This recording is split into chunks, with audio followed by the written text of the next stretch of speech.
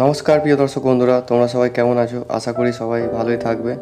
তো আবার একটা নতুন ভিডিও নিয়ে চলে এসেছি তোমাদের সাথে শেয়ার করতে। অ্যান্ড আজ এই আমাদের যে গ্যারেজের গল্প বলবো না, তো আজ এরকমই একটা গ্যারেজের গল্প বলবো, যেটা এইভাবেই শুরু হয়েছিল ছোট একটা গ্যারেজ থেকে। অ্যান্ড আজ গিয়ে সেটা একটা ইন্ডিয়ার বড় কোম্পানি রূপে স্থাপিত হয়। তো চলো ভিডিওটি শুরু করা যাক।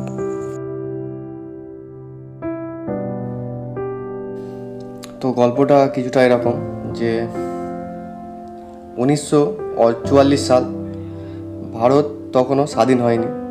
তো সেই সময় এক ছোট্ট একটা শহরে 4 ভাই মিলে একটা সাইকেলের পার্টস বিক্রি করার দোকান খোলে। তখন ভারতবর্ষে কোনো সাইকেলের পার্টস তৈরি হতো না, অ্যান্ড যত পার্টস ছিল সব বাইরে থেকেই আনতে হতো। তো তারা প্রথম একটা ছোট পার্টসের দোকান খোলে, অ্যান্ড পার্টস ভালোই বিক্রি হচ্ছিল। অ্যান্ড তারপর তারা ভাবে যদি এই পার্টস ভারতবর্ষে তৈরি করা যায় তাহলে কেমন হতো। তো তারপর তারা একটি ছোট উদ্যোগে ভারতবর্ষেই পার্টস তৈরি করা শুরু করে। অ্যান্ড তারপর তারা আস্তে আস্তে সেই পার্টসের কোম্পানিটাকে বড় করে তোলে। অ্যান্ড তারপর তারা ভাবে যে এই পার্টসেই তারা থেমে থাকবে না।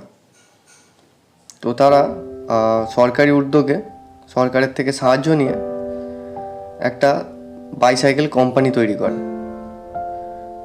যেটা পরবর্তীকালে ভারতের সবথেকে বড় সাইকেল কোম্পানি হিসাবে পরিচিত হয়। তো সেই কোম্পানিটা অনেকেই হয়তো নাম জানবেন। সেই কোম্পানিটা হলো হিরো সাইকেল। 1986 সালে তারা গ্রিনিস ওয়ার্ল্ড রেকর্ডে জায়গা করে নেয়, অ্যান্ড বিশ্বের সবথেকে বেশি উৎপাদনকারী সাইকেল কোম্পানি হিসাবে। সেই সময় ভারতের প্রতিটি শহর, গ্রাম, স্কুল পথ, অফিস সড়ক সব জায়গায় হিরো সাইকেল ছড়িয়ে পড়ে। এই হিরো সাইকেল কোম্পানির চোখ শুধু সাইকেলেই থেমে থাকেনি। 1984 সালে তারা একটা যুগান্তকারী সিদ্ধান্ত নেয়। জাপানের হন্ডা কোম্পানির সাথে যৌথ উদ্যোগে কাজ শুরু করে, অ্যান্ড জন্ম হয় হিরো হন্ডার। আপনারা হয়তো অনেকেই জানেন যে হিরো আসার আগে হিরো হন্ডা ছিল। অ্যান্ড যেহেতু হিরো আগে থেকেই ইন্ডিয়ান মার্কেটে ছিল, অ্যান্ড তার ডিস্ট্রিবিউশন নেটওয়ার্কও ছিল, তো তাই জন্যে হিরো আর হন্ডা একসাথে যখন হয় তখন তারা স্থানীয় মার্কেটের এবং ব্যবসার নেটওয়ার্ক তারা দেয়, অ্যান্ড হন্ডা দেয় হন্ডার ইঞ্জিনিয়ারিং ও প্রযুক্তি অ্যান্ড বাইকের অভিজ্ঞতা। 1985 সালে তাদের প্রথম বাইক মার্কেটে আসে, অ্যান্ড সেটার নাম আপনারা অনেকেই জানেন, হিরো হন্ডা সিটি 100। অ্যান্ড যাদের একটা বিখ্যাত ট্যাগলাইন ছিল, fill it, shut it, forget it, মানে একবার তেল ভরো, চালাও আর চিন্তা করো না। অ্যান্ড বেশি মাইলেজ হওয়ার কারণে ইন্ডিয়ার মার্কেটে প্রচুর নাম করে এই বাইকটি।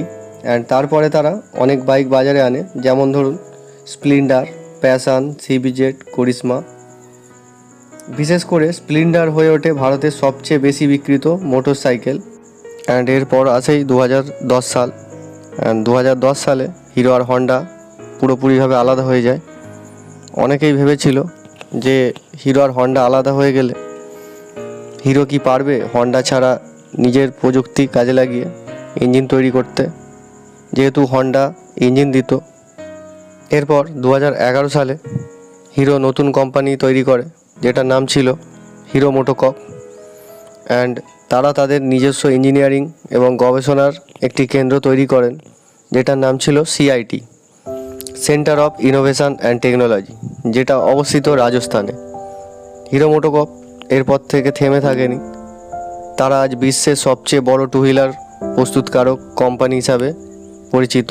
হিরো মোটোকর্প এখন 40টিরও বেশি দেশে তাদের বাইক এক্সপোর্ট করে, অ্যান্ড তাদের 100 মিলিয়নেরও বেশি বাইক বিক্রি করেছে তারা এখনও পর্যন্ত। অ্যান্ড 2022 সালে তারা নতুন যুগে পা রাখে, ভিডা নামের একটি ইলেকট্রিক স্কুটার ব্র্যান্ড চালু করে। যেটা আপনারা হয়তো অনেকেই নাম জানেন বা অনেকের কাছে আছে, অ্যান্ড তারা এখনও এগিয়ে চলেছে তাদের পথে। তো স্টোরিটা কেমন লাগলো অবশ্যই নিচে কমেন্ট করে জানাবেন। আর যার যার কাছে হিরোর বাইক আছে তারা অবশ্যই নিচে কমেন্ট করে জানাবেন। তো আজকের জন্য এতটাই, দেখা হবে পরের ভিডিওয়। Tata, bye bye.